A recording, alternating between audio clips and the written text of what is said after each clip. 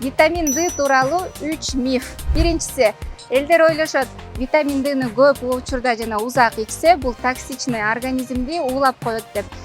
Бирок мындай эмес. Витамин D'дан ууланган адам катталган эмес. Жана витамин D'ни күн сайын ичүү керек.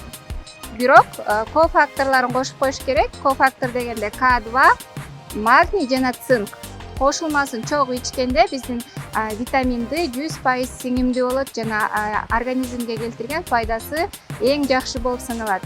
Витамин D'ни көп ичкенден дагы аз витамин D ден соолугубузга аз болуп калганы бул 1000 эсе кооптуу болуп саналат. Экинчи миф бул витамин D'ни тамактан алса болот.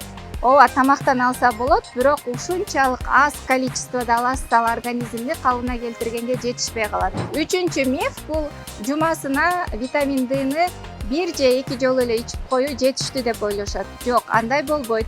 Витамин D'ни күн сайын ичиш керек. Негизи витаминди күндүн нурунан алып турабыз, же болбосо тамактардан алабыз.